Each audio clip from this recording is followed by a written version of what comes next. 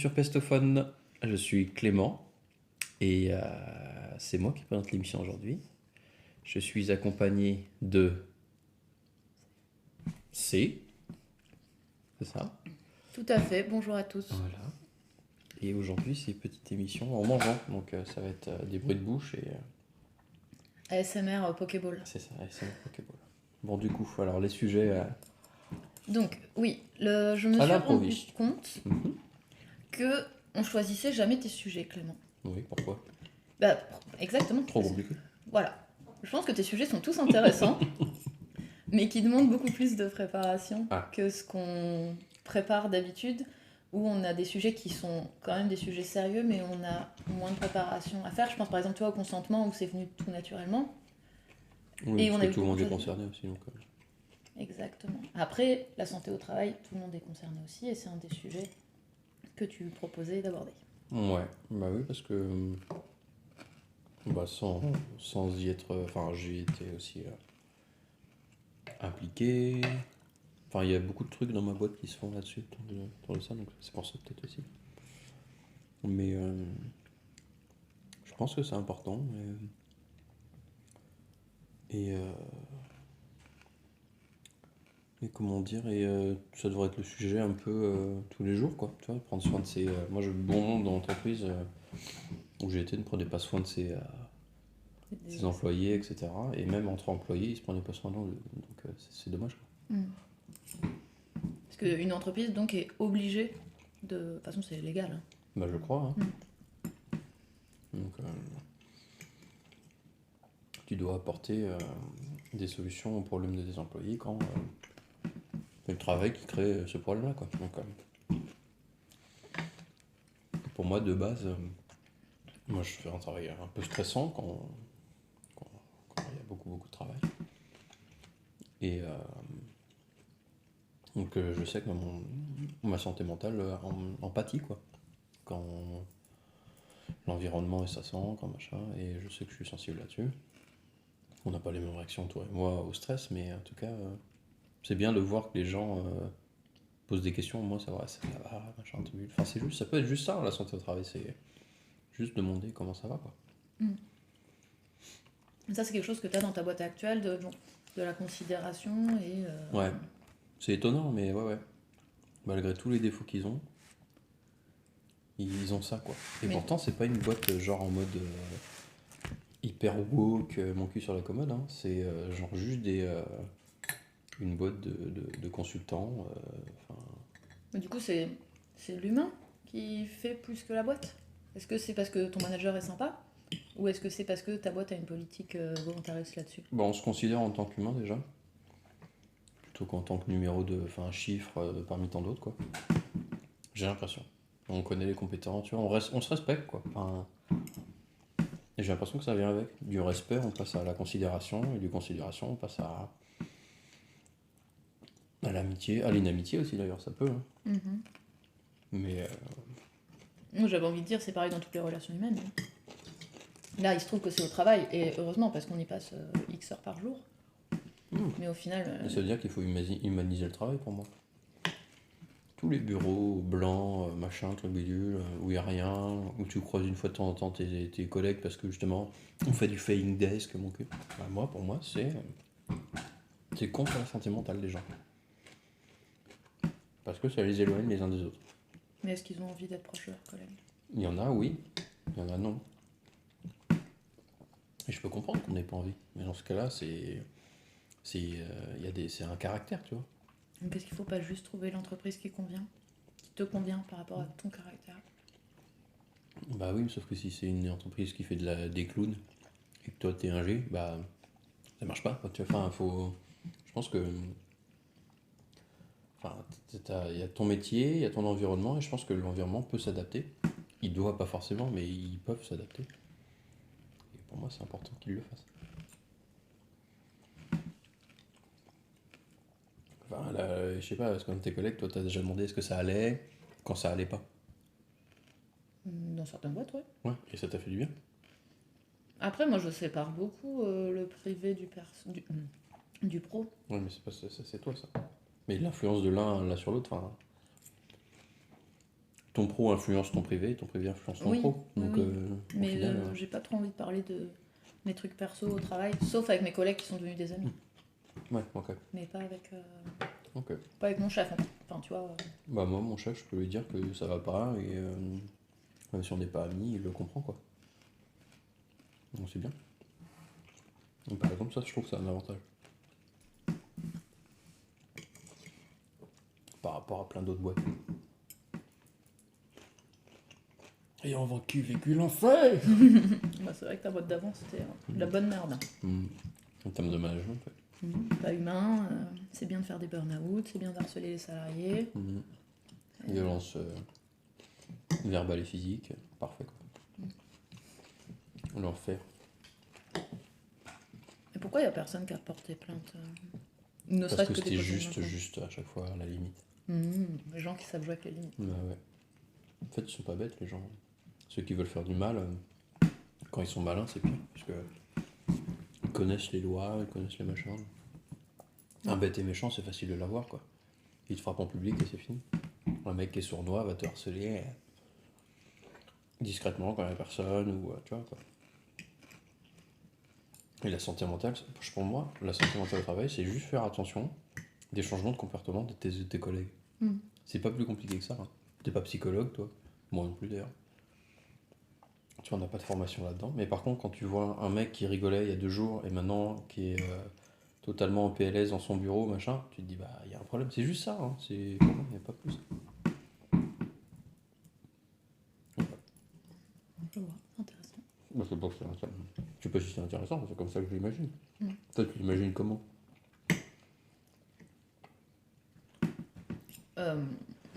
Bah, comme une obligation de l'employeur. Oui, mais ça, c'est légalement. Ouais, dans les faits. Bah, dans les faits, tu vois. Un psychologue d'entreprise. Pardon, je te coupe. Hein. Non. Attends. Moi, je vais couper parce que ça me fait trop parler de mon métier et j'ai pas envie de te parler de. Petite pause, on revient. Donc, on vient de discuter et moi, je suis d'accord. Enfin, pour moi, la prise en compte de la santé mentale arrive avant une crise. Donc, il faut intervenir avant le burn-out. Tout ce qui arrive derrière, c'est déjà trop tard, en fait. Et là, c'est l'obligation de l'employeur de faire des démarches. Il y a les arrêts de travail, il y a les machins, et la déclaration auprès de la sécurité sociale, ça peut être... on s'en fout, ça. Enfin, à la limite, c'est pas... C'est bien, mais c'est pas le sujet que je veux aborder. Pour moi, c'est comment tu anticipes une crise. Mais alors, est-ce que c'est vraiment aux collègues de faire ce travail-là? Est-ce que c'est pas... Je pense que de mon point de vue, il y a 2 points. Tu as tout d'abord le vivre ensemble. Comme tu disais, tu vois ton collègue qui a un coup de mou, tu vas lui demander comment ça va, vivre ensemble. Mais tu as aussi le manager qui doit quand même avoir un rôle qui est quand même responsable vis-à-vis de son équipe. Oui, d'accord. Et qui, lui, peut déjà déclencher des choses. Des procédures, oui. Ouais, voilà.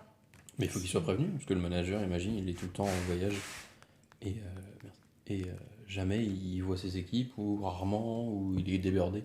Comment il fait, lui? Il peut pas. Donc moi, ce que je pense, ce qui est important, c'est que ça soit à multi-échelle. C'est-à-dire, effectivement, on va respecter la hiérarchie. Par exemple, dans une entreprise, moi j'imagine, un mec que je connais va faire un burn-out. Je le sens déprimé, je sens qu'il va craquer, il est à fond, il n'arrive plus, il bosse chez lui. Moi, mon rôle, comme le harcèlement, c'est de déclarer. C'est d'aller voir les RH, c'est d'aller voir mon chef, c'est d'aller voir et faire une déclaration en disant, bah voilà, attention, il y a un risque, parce que cette personne-là a toutes les caractéristiques du burn-out, quoi. Et à ce moment-là, l'entreprise, et là c'est là où ça devient légal, l'entreprise doit faire des trucs, quoi. Parce que perdre quelqu'un... Vas-y, excuse-moi. J'imagine que perdre quelqu'un en burn-out, c'est le remplacer, c'est tout un tas d'emmerdes.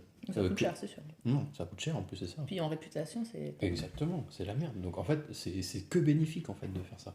Parce que toi, tu acceptes de prendre la responsabilité de faire ça. Bah oui. Combien de personnes acceptent de faire ça? Et combien se disent c'est pas mon problème.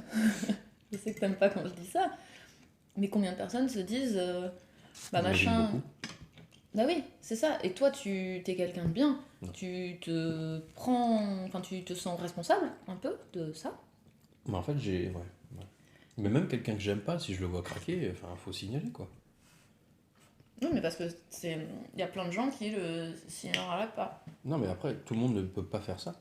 Comme tout le monde ne peut pas être SS... comment ça s'appelle déjà les SS Non, les sécurités au travail, là, tu sais...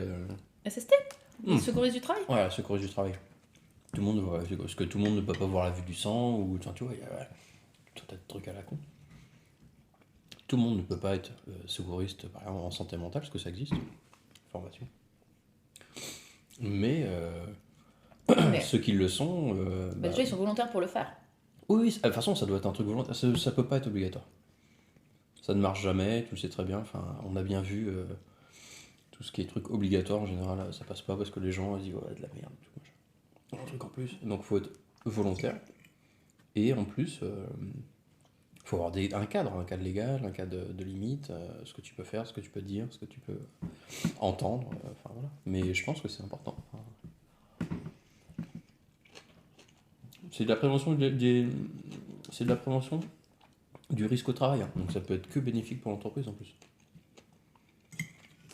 Oui, mais si je fais l'avocat du diable, ça a un coût. C'est votre rôle. Ça a un coût pour l'entreprise, des coûts de formation, des coûts de communication, des coûts peut-être... Combien ça coûte une personne à l'arrêt? Je pense que c'est une fortune. Surtout que la prévoyance, c'est à partir de 30 jours. Ouais. Non, pour moi, le coût-bénéfice, presque instantanément, c'est rentabilisé, quoi.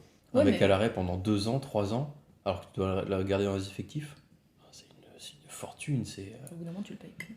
Non, mais au bout d'un moment, tu le payes plus, mais c'est la communauté. Ok, les entreprises peuvent se dire, ouais, mais de toute façon, c'est la communauté qui paye. Mais... Oui, mais il y a des entreprises qui n'en ont rien à foutre. On parlait de ta précédente boîte tout à l'heure. J'ai l'impression que ton précédent psychopathe de chef aimait voir les gens faire des burn-out. Parce que ça prouvait qu'ils étaient investis, qu'ils se donnaient à fond et qu'ils souffraient pour leur travail, comme lui avait souffert, ou peut-être souffrait encore pour son travail. Et c'était lui le chef. Oui, mais à l'époque, si on avait eu un mec ou une personne de la santé mentale, que ce soit un homme ou une femme, peut-être qu'il n'y aurait pas eu tout ça. Tu vois? Peut-être qu'il aurait dit, non, mais là, il y a eu harcèlement, là, il y a eu machin, c'est mon rôle à moi. Je vois Clément, moi, qui vient bosser le matin, je suis stressé, je parle à personne, je pleure, tu vois, c'est... voilà, tu peux pas... Je suis totalement d'accord avec toi, mais je vais faire l'avocat du diable. Vas-y. Tu veux juste une maman au travail? Non. Je fais l'avocat du diable. Parce que la maman, ce serait de reprendre le travail à la place de la personne. Non. Il faut l'aider à toujours pouvoir faire son travail. Mais dans le sens où tu vas pas le chaperonner. C'est juste de dire, oula, mollo, machin,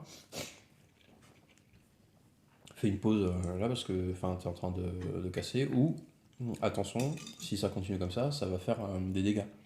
Et là, les projets qu'il a en retard, c'est pas en retard, qu'ils sont enfoncés dans le sol, quoi. Parce qu'il n'y aura plus personne, et c'est le seul à connaître le truc. Tu vois, personne ne peut reprendre la charge, on est déjà à bout tous. Arrêtez de mettre la pression, quoi. On sait déjà comment ça marche.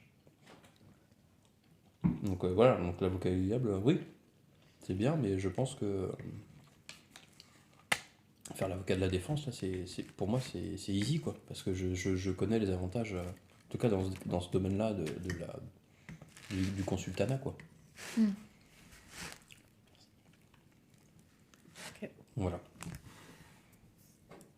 Est-ce que tu veux clôturer ici? Écoute, si t'as pas de questions, moi le sujet est tellement vaste, mais je crois avoir l'idée principale, donc c'est bon pour moi. Ok, on clôture ici. Ainsi se termine cet épisode de Pestophone. Merci de l'avoir écouté. Merci également à Clément pour sa participation et pour la présentation de l'épisode. Nous présentons à nouveau nos excuses pour les bruits de repas. La musique d'introduction et le générique de fin sont l'excellent morceau de Fuse de l'excellent groupe French Fuse. Au revoir.